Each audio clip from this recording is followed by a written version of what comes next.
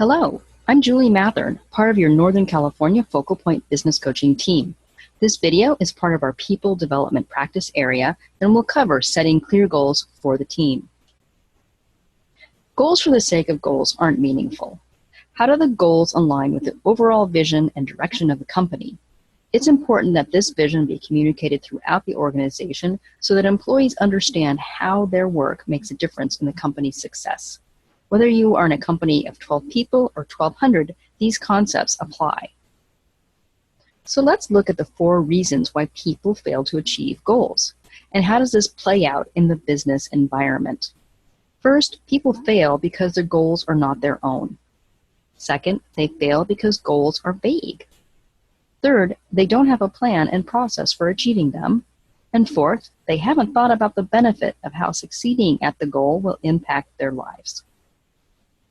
So let's look at that first one. Goals aren't their own.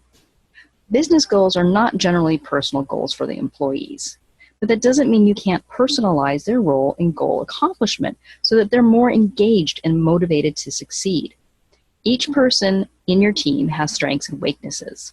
We know that people are energized and productive when they're using their strengths.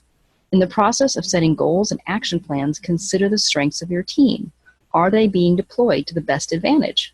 Is there an opportunity to have an employee work outside their functional role and utilize their skills in a different way that makes the team more successful overall? This is a great way to provide professional development and cross-training in your organization. We also know that when people understand the perspective of other functional groups, they're better able to work together as they understand the challenges and realities of their colleagues. They may even come up with novel improvements because of the experience and perspective. Next, goals are vague. Many of you are familiar with SMART goals, so let's look through those. The S in SMART is for specific. Something like, to improve the business is just a wish. Are you talking top-line revenue, specific product lines or channels? The more specific you are, the easier it will be for you to bring it into reality. Next, measurable.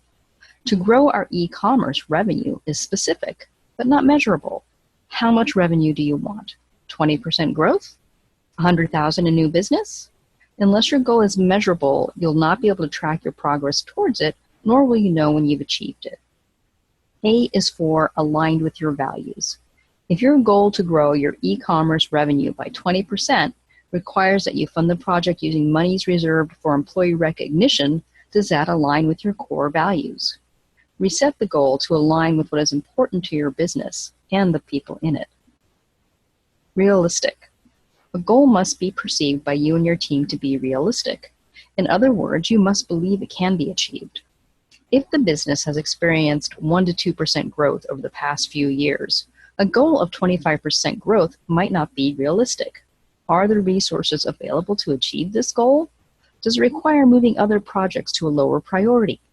As managers, it's important to advocate for our teams and ensure that the resources and priorities are realistic given the needs of the business and the strengths and limitations of the team. Time-bounded. As pointed out above, to improve business is not a goal. To grow revenue by $100,000 is closer to meeting the criteria, but it still doesn't qualify as a true goal. By what date do you intend to gain an additional $100,000 in revenue? In 12 months? 2 years? Any goal must include a date for its achievement, otherwise you don't know if you've gotten there. In summary, effective goal setting means setting SMART goals that are aligned with the vision of the company and leveraging the strengths of your team to achieve them. However, a goal without a plan is just a wish. In the next people development topic, we will tackle items 3 and 4 of why people fail to achieve goals and provide the process and plan for overcoming them. Thank you for your time.